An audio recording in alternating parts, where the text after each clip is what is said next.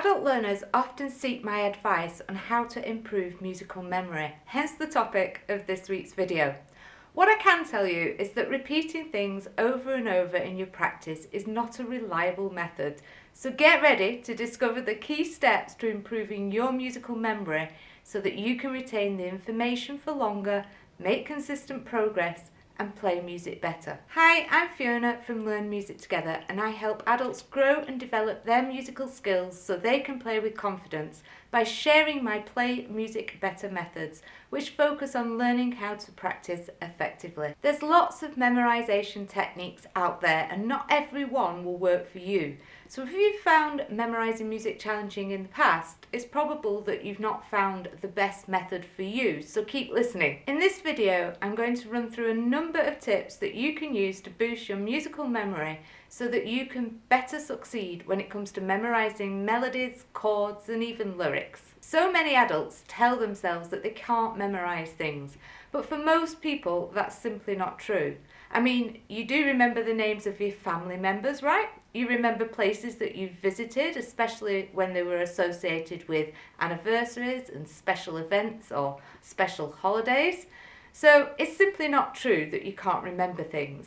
The best tip that I can share with you about how to improve your musical memory is don't let your self-limiting beliefs about memory prevent you from making progress. Your brain is an incredible machine that has the equivalent of 2.5 million gigabytes of digital memory. Now, to put that in perspective, Yahoo's 2.0 petabyte computational center can process about 24 billion events a day. The human brain has around 5 times more capacity than this.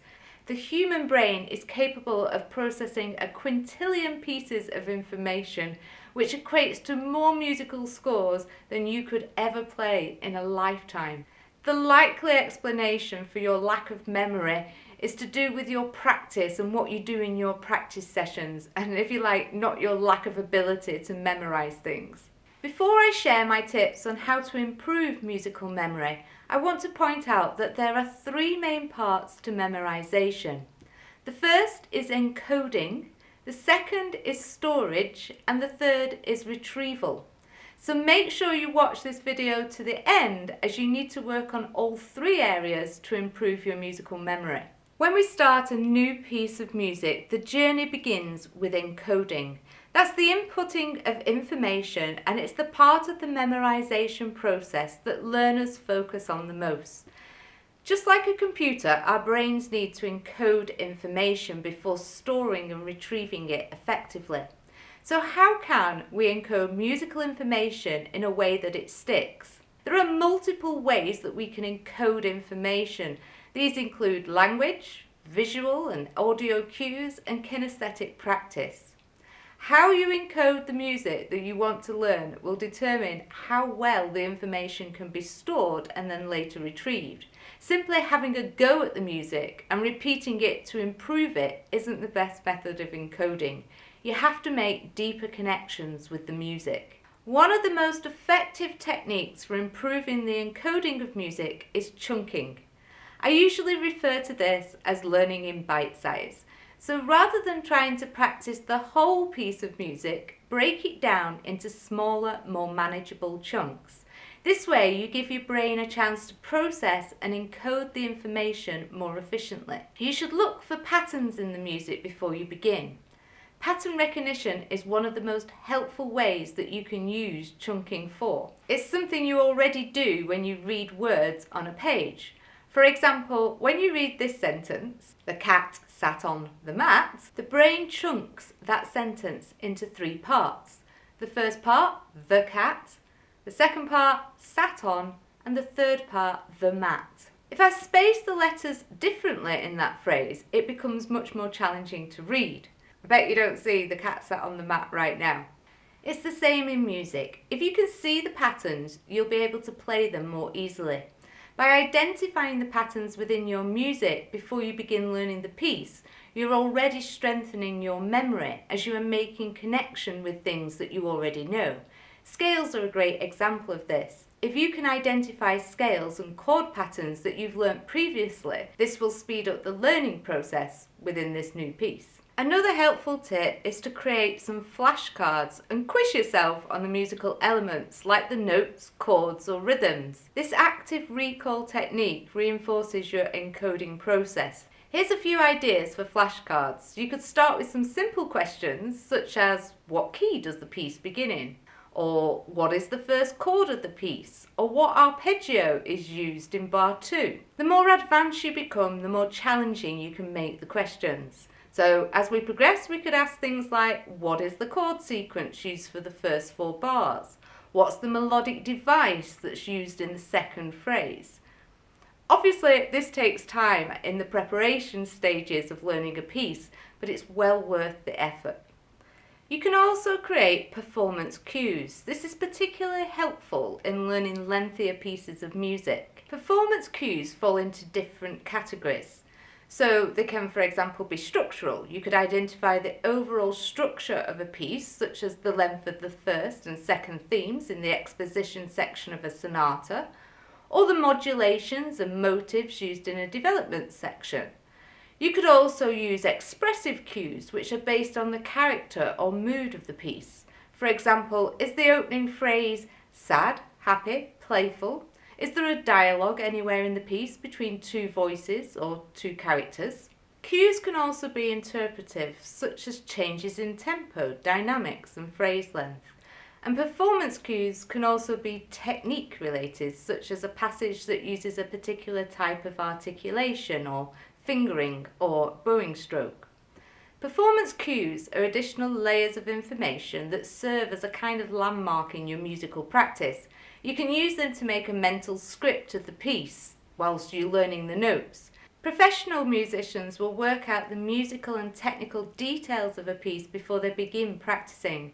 So for myself, I'll make it very clear and I'll make concise and deliberate decisions about the musical structure, the character, the phrasing, where I'm going to breathe, the different fingering combinations, and I'll make notes of everything that I need to focus on within each phrase for each practice session.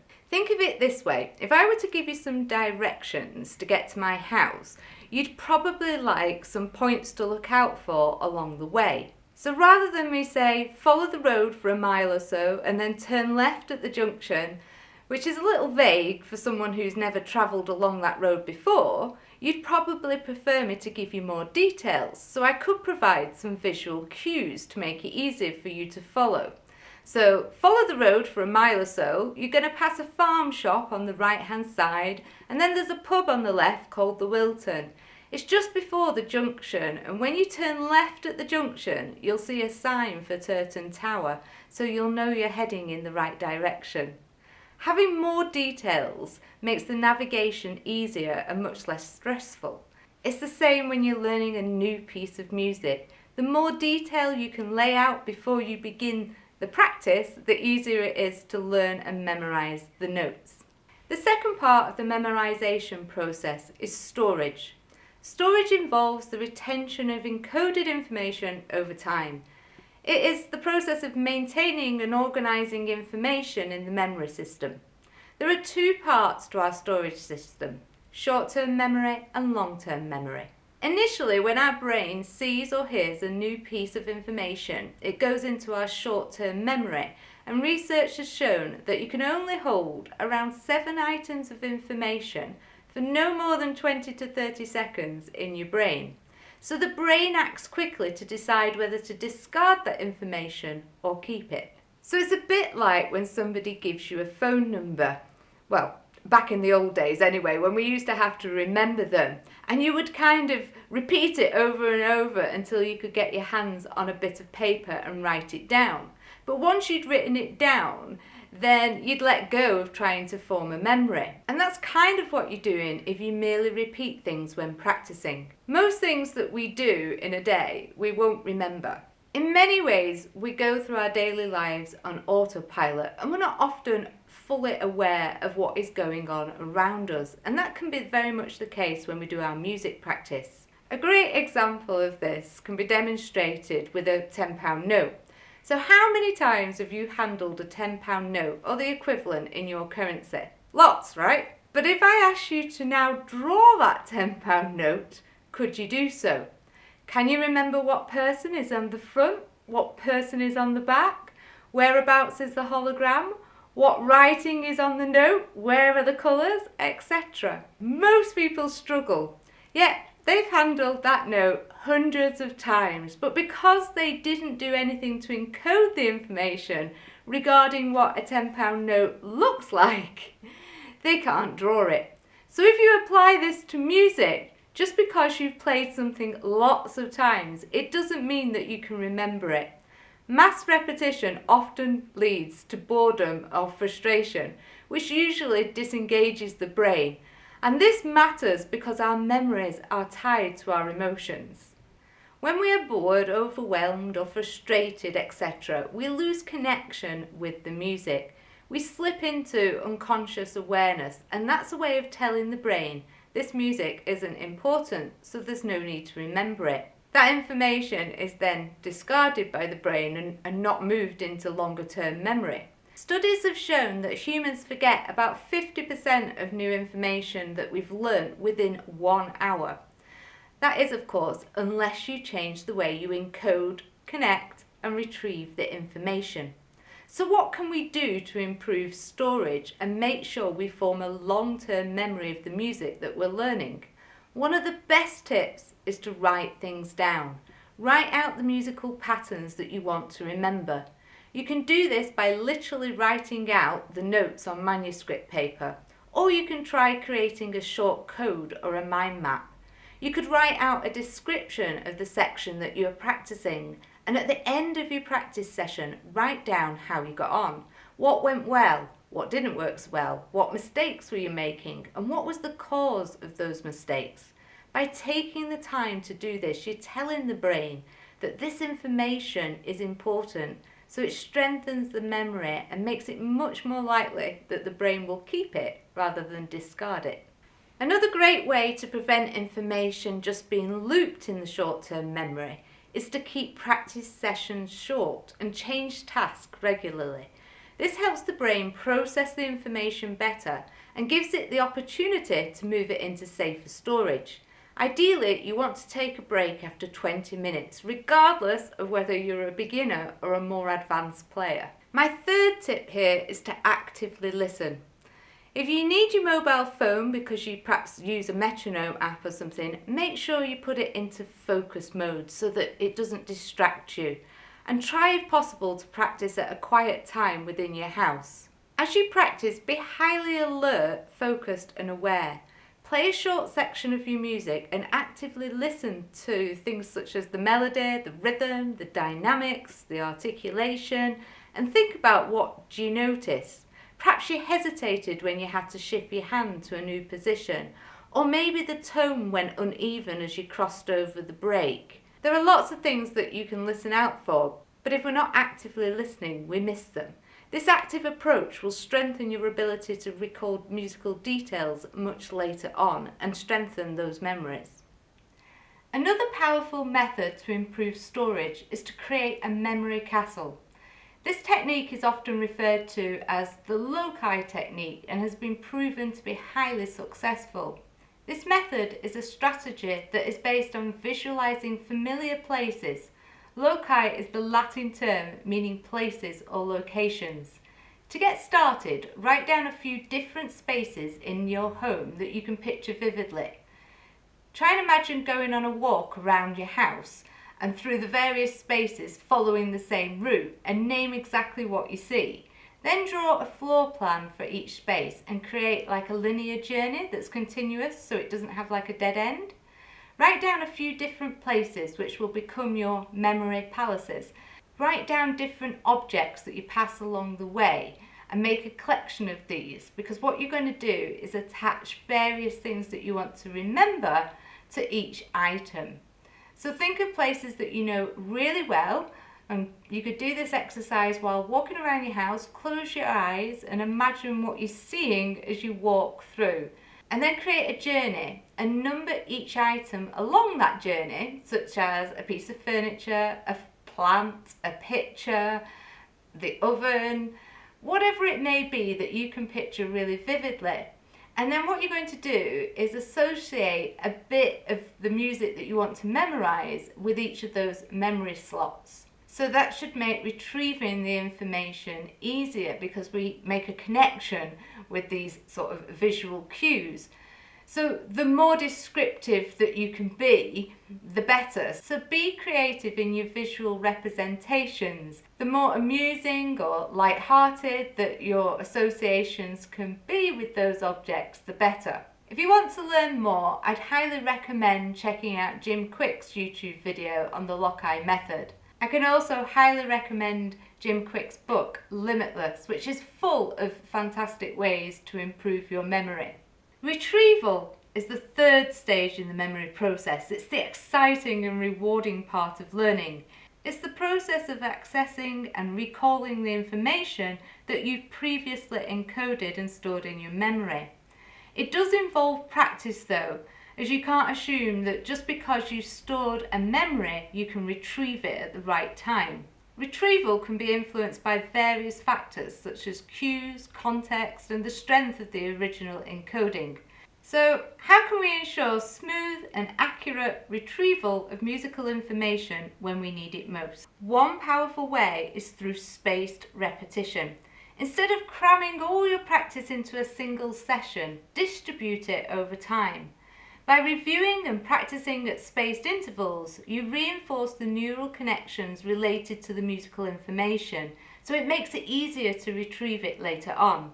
You'll recall that I said earlier that you should keep your practice sessions short and switch tasks regularly. This is challenging at first, as most learners think that more practice and more repetitions is the way to improve. As adults, we like quick results, hence this common but unreliable way of practice is appealing, as you notice improvements throughout your session. However, it's rare that you can start from where you left off when you come to practice the next day. I'm sure you've been there when you've had a great practice session, you've made lots of progress, you walked away feeling fantastic, only to find that the next day those mistakes that you corrected previously have now reappeared. So keeping practice sessions short and switching tasks frequently is more of a long game. The results won't appear that great initially, but over a few days the progress will be much greater. It's much harder to only practice something for a few minutes and then move on. But the harder we make the brain work, the more likely it is to store the information. The brain also keeps working on that information in between our practice attempts. So by spacing out your intervals of repetition, you're allowing a process called long-term potentiation to take place. This strengthens the neural connections and makes doing an action easier when you return to it later. Initially, you might practice a phrase at the start of the session, then swap tasks and revisit that same phrase at the end of the session. You could perhaps then recap it later in the day and perhaps once more the following day. You would then leave it for a couple of days before practicing it again. So if you're preparing for a performance, you would gradually increase the intervals between revisiting that phrase. Now, for many of you listening right now, that might seem counterintuitive. Often learners think that you need to do more repetitive practice leading up to a big event. But spaced learning has been proven to work, so take a leap of faith and give it a go. It's also beneficial to review the information that you've learned in various ways. So another idea is that you could record yourself playing, and then as you listen back, write down a review of your performance, make a note of some of the things that you're doing well and some of the things that need more attention. Visualization is also a fantastic way of improving musical memory. Before you play a phrase, try visualizing the notes and sounds and recall them vividly. Make sure to recall all the details such as the articulation, the phrasing, the dynamics, and you should visualize the way the muscles feel and the sensation that it creates when you play those notes on your instrument. But you do all this visually and try not to move your fingers as you do so. Another great way of retrieving information or strengthening the retrieval process is to share the material that you're learning with others. In my recent Play Music Better Masterclass during the VIP sessions, we gave this a go and participants really benefited from putting this technique into action. I gave them a task which was to write down a short code for a phrase of music and then share it with somebody else in the group so that they could then play that phrase without ever having seen the music. Now, by teaching someone else, you help solidify the memory, and because the environment is different than what you do normally when you practice, there's a stronger connection with that memory. The environment makes a big difference in our ability to form memories. Think for a moment about what you had for dinner 2 weeks ago on Tuesday. I bet you probably can't remember. But if I ask you to describe the last meal you ate in a restaurant, you'll probably be able to recall the event in much more detail. You'll probably remember exactly what you ate, and you'll have strong opinions about the quality of food and the level of service. And that's because the environment was different than your everyday meal at home. The other benefit of teaching others is you're more likely to make a stronger connection with the notes, rhythms and musical detail. It's often so much easier to spot errors in somebody else's playing than it is in your own. But in identifying errors, even if it's in someone else's playing, you're making yourself much more aware of the pitfalls that you want to avoid when you're practicing. So now you can see that these three components, encoding, storage and retrieval, work together to form the basis of human memory. So now that you understand how you can improve your musical memory, it's time to take action. It's likely that you'll need to change the way you practice going forwards, which isn't always as easy as it sounds. So lean into the support of others. Come back and put a comment below once you've tried out some of the techniques that I've shared today. And if you're looking for more helpful practice tips, make sure to download my free practice tips guide. You'll find the link in the description below. Many of the techniques involved in improving your musical memory don't require your instrument. As I said right back at the start of this video, learners tend to be good at encoding the information, but rarely practice the retrieval of that information. Practicing retrieval is best done initially away from your instrument. The more you engage with the information that you're trying to learn with the thinking side of the brain, the better. You'll see a link to a couple more videos on the screen right now, which will help you make further progress with learning how to memorize music more effectively. Thanks for watching, and if you enjoyed this video, please hit the like button and subscribe to the channel. In doing so, you'll help this video and others reach more people who are learning to play an instrument just like yourself.